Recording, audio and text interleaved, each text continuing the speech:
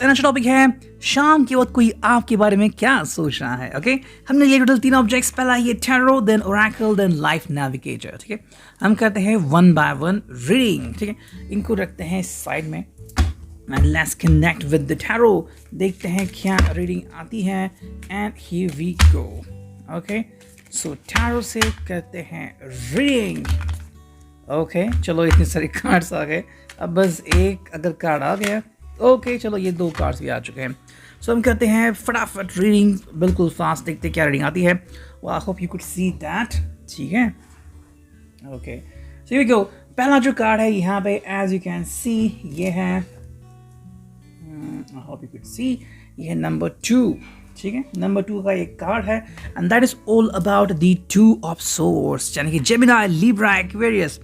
I think ये person intellectually कुछ सोच रहा है डिपेंडिंग ऑन, एंड कहीं ना कहीं इसके मन में शायद चल रहा होगा कि what to do to convince you. तो अगर आपको कन्विंस करना है किसी बात के लिए तो उसकी प्रिपरेशन शायद इनके मन में कहीं ना कहीं चल रही है। सेकंड जो कार्ड है वो है the hermit, as you can see. तो वर्ल्ड का कार्ड यहाँ पे आ चुका है and the person is trying to figure out a wonderful destination, a wonderful answer and a wonderful convincing power. तो अगर आपको कन्विंस करना है तो उसके लिए आई थिंक वो कुछ ना कुछ लेके बैठे हैं अपने हाथ में। सो जब भी आप उनसे मिले तो ये डायरेक्टली आपके सामने वो बात बोल देंगे एंड बिकॉज ऑफ दैट आप उस बात को मना नहीं कर सकते। You will get convince to that understanding. ठीक है, थर्ड जो कार्ड है यहाँ पे वो है 8 ऑफ सॉर्ड्स। अब 8 ऑफ सॉर्ड का मतलब है कि कहीं ना कहीं पे देखो ये पर्सन आपको या तो कहना चाह रहा है या फिर उसको लग रहा है ये पर्सन खुद ही कहीं पे अटका हुआ है। नाउ अगर किसी को भी लग रहा है कि कोई पर्सन थर्ड पर्सन के साथ इन्वॉल्व है तो मे बी वो वहाँ पे कहीं ना कहीं अटका हुआ है और वहाँ से वो बाहर नहीं निकल रहा है या बाहर नहीं निकल सकता, तो ये उसकी शायद मजबूरी हो सकती है। ये भी एक मैसेज आ रहा है। सेकेंडली अगर हम उनके कामकाज की बात करें या फिर अगर हम उनके स्ट्रेस की बात करें तो इतना स्ट्रेस है इस पर्सन को कि उस स्ट्रेस से वो बाहर नहीं निकल पा रहा है। ठीक है, तो जो कार्ड है यहाँ पे वो है pentacles and that's all about the king of pentacles, जो कि है टॉरस, वर्गो एंड कैप्रिकॉर्न। देखो ये पर्सन आई थिंक फिलहाल अगर आप इस पर्सन की तरफ देखोगे तो ये पर्सन के लिए ट्रस्ट करना बहुत डिफिकल्ट हो चुका है। ठीक है, हालांकि वो आपको ट्रस्ट करते हैं लेकिन जो एक मोमेंट था ना कि हम ट्रस्ट, मेरा ट्रस्ट है तो मैं उनके ऊपर आंख बंद करके भरोसा कर सकता हूँ, वो वाली फीलिंग आई थिंक अभी इस पर्सन के अंदर नहीं है, जज्बात नहीं है। शायद या तो किसी ने इसको डबल क्रॉस किया है या फिर इस पर्सन का भरोसा उड़ गया है काफ़ी लोगों से एंड बिकॉज ऑफ दैट इनकी खुद की हालत बहुत पतली हो गई है। ठीक है, नेक्स्ट जो कार्ड हम देख रहे हैं यहाँ पे वो है 6 of cups, cancer, Scorpio, Pisces. इस पर्सन को एक्चुअली किसी की हेल्प की ज़रूरत है।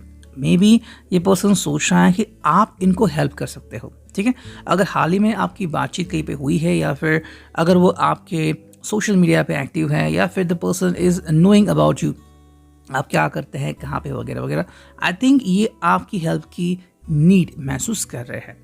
नेक्स्ट कार्ड है यहाँ पे वो है the queen of cups. Okay, यहाँ पे क्वीन आ गई है।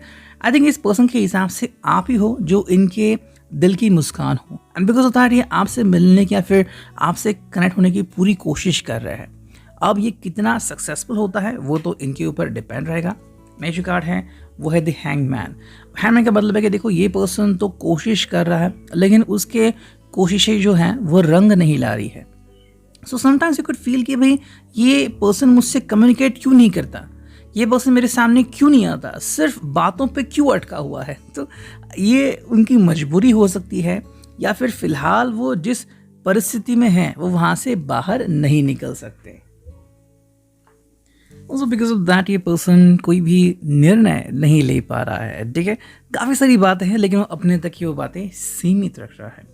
नेक्स्ट कार्ड हम देख रहे हैं वो है 9 of wands. Okay, I think this person is very close to you.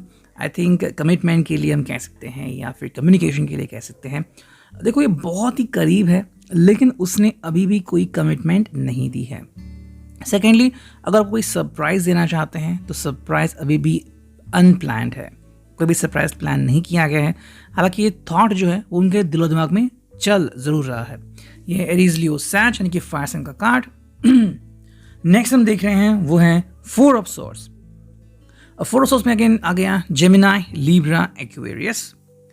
The person is actually taking rest in before doing something hasteful. ठीक है, देखो कोई भी अगर ऐसी चीज़ है जिसको करने से इसको बाद में पछतावा हो सकता है, या फिर उसको लग सकता है कि मैंने ये चीज़ क्यों करी, है ना, तो ऐसा कुछ दिमाग में आने से पहले ये पर्सन थोड़ा सा समय ले रहा है अपने आप को ठीक तरीके से प्रिपेयर करने के लिए।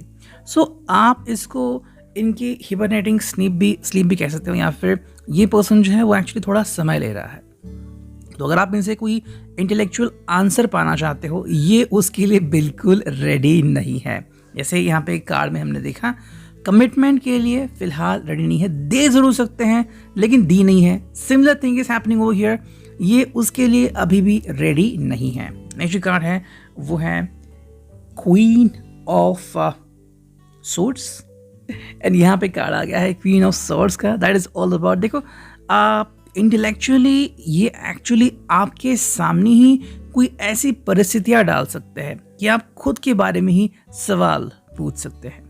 ओके, हालांकि मेरे हिसाब से ये पर्सन ने अब तक जो भी रिश्ता निभाया है वो ठीक ठाक निभाया होगा, लग ऐसा रहा है। अब बाकी ये तो डिपेंड करता है, देखो जनरल रीडिंग है, जिसको जितना रेजोनेट होता है आप उतना ले लीजिए। ठीक है, सो सिंपल बात यहाँ पे ऐसी आती है कि this person is trying to connect with you. ठीक है, लेकिन अब ये डिपेंड होता है कि क्या आप उससे उतने तरीके से कनेक्ट होते हो या नहीं। ओके, तो समवॉट अगर आप इसके ऊपर बर्डन डालना चाहते हो रिलेशनशिप का, तो ये उल्टा आपके ऊपर ही बर्डन डाल देगा। नेक्स्ट कार्ड है वो है 8 ऑफ पेंटिकल्स, यानी कि टॉरस और कैप्रिकॉर्न। ये पर्सन जो है वो एक्चुअली अपने काम में व्यस्त है। तो अगर आप इनसे पूछोगे कि तुम क्या कर रहे हो, जवाब वही मिलेगा, मैं अपने काम से काम रख रहा हूँ। सो आपको कोई भी अटपटा सा सवाल इनको पूछने की ज़रूरत नहीं है, इनके जवाब तो आपको वही मिलने वाला है। नेक्स्ट कार्ड है वो है 3 ऑफ वॉन्ड्स।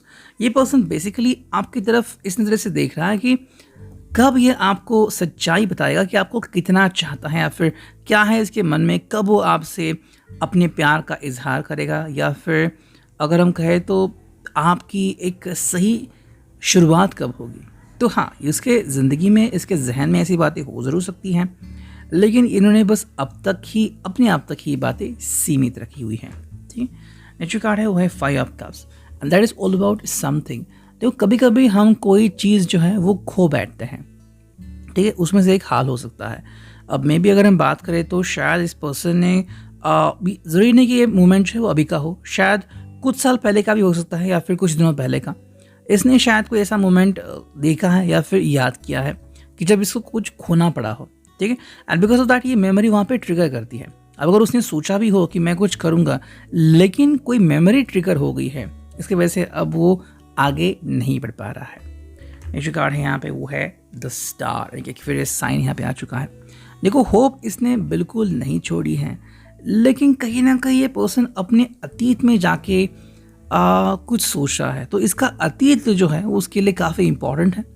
तो चाहे उसके अतीत में कुछ भी हुआ हो, रिगार्डिंग हिज एक्स हो या फिर रिगार्डिंग हिज पास्ट रिलेशनशिप्स हो, यू नो, कहीं ना कहीं कोई ऐसी बात ज़रूर है जो उसके जहन में तकलीफ दे रही है। नेक्स्ट कार्ड हम देख रहे हैं यहाँ पे वो है, ओके, ये कार्ड हम स्ट्रेट ही लेंगे। ठीक है, this is all about the 4 of wands. अब देखो 4 ऑफ वॉन्ड्स का कार्ड यहाँ पे आ चुका है। मुझे लग रहा है कहीं ना कहीं पे बातें ऐसी शायद हुई हैं कि अगर हम पिछले साल की बात करें या फिर कुछ बीते मोमेंट्स की बात करें, तो शायद इसका रिश्ता होते होते रह गया। ओके, चाहे वो आपके साथ हो, किसी और के साथ हो, या फिर कोई रिश्ता हो या फिर कोई रिलेशनशिप हो, वो बनते बनते रह गई। ये बात उसको शायद सताती है, एंड इसीलिए जब भी ये शायद प्लानिंग करने की कोशिश करते हैं, कुछ ना कुछ मुसीबतें आती ही रहती है।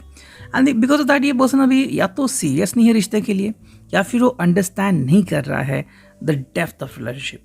ठीक है, क्योंकि अगर आपने बहुत ही ज़्यादा गहराई से इस रिश्ते को देखा और अगर ये कमिटमेंट पूरी ना कर पाए, तो इनको डबल हर्ट होगा। नेक्स्ट कार्ड हम देख रहे हैं वो है 6 ऑफ सॉर्ड। 6 ऑफ सॉर्ड्स के कारण जो है ये पर्सन एक्चुअली आपसे छुपने का या फिर आपसे दूर जाने का भी तरीका आजमा सकते हैं। वाई? बिकॉज उनको आपको कोई भी जवाब नहीं देना है इस इंटेलेक्चुअलिटी। तो जो भी आप इनसे सवाल पूछेंगे, या तो ये आपको अवॉइड करेंगे, या तो कुछ ऐसा जवाब देंगे कि जिम्मेदारी फिर आपके ही कंधों पे आ जाती है। एंड जो फिनाले कार्ड है वो है 10 ऑफ कप्स। देखो इनके हिसाब से रिश्ता तो अभी जिस तरीके से है बहुत ही सही है। अब आपके हिसाब से शायद आप रिश्ते को 8 ऑफ कप्स नाम दो, 3 ऑफ कप्स नाम दो, या फिर 7 ऑफ कप्स नाम दो, वो तो आपके ऊपर डिपेंड है कि रिश्ता अभी आपको कैसा लग रहा है।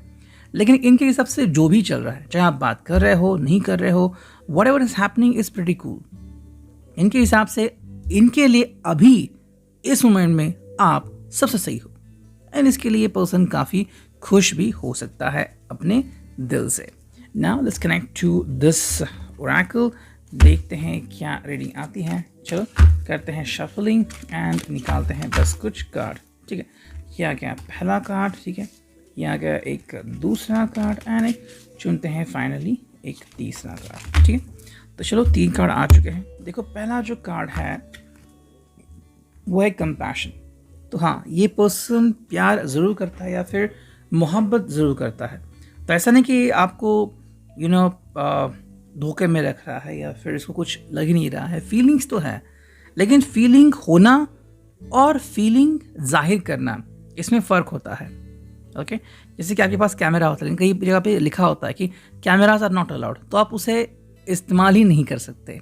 बिल्कुल इसी तरह से ज़िंदगी में उसके मोहब्बत तो है, लेकिन आपसे इजहार नहीं कर रहा है।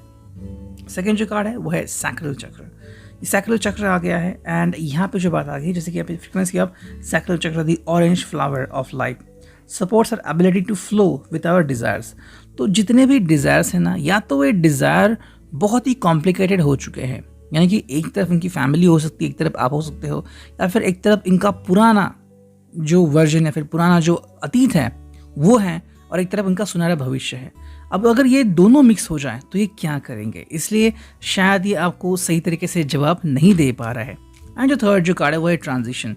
देखो इनके जीवन में बदलाव करने के लिए या बदलाव होने के लिए बहुत ही सही मौका है।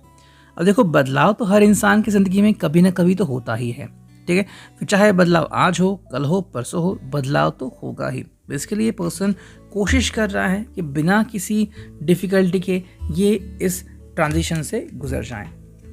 और अब देखते हैं फाइनली कि लाइफ नेविगेटर डेक से हमें क्या रीडिंग मिलती है। ठीक, ओके, तो ये कार्ड्स आ गए हैं, देखते हैं क्या रीडिंग आती है। देखो पहला जो कार्ड है वो है सेट योर सेल्फ फ्री। पहली बात जो इनको समझने की, इन्होंने अपने ऊपर बहुत सारे बर्डन डाल दिए हैं, बहुत सारी बंदिशें डाल दी है। तो पहले तो इनको अपने आप को फ्री करना है। जैसे ये अपने आप को बर्डन से छुड़ाते हैं तो ये अपना एक असली रूप देख पाएंगे, ठीक है, और फिर उनको समझ में आया कि भाई मुझे क्या करना है एग्जैक्टली। सेकेंड जो कार्ड है वो है ड्रीम इंटेंटली। देखो सपने देखना कोई बुरी बात बिल्कुल नहीं है, लेकिन सपने उस तरह के भी देखने चाहिए जो आप पूरी कर सकते हो।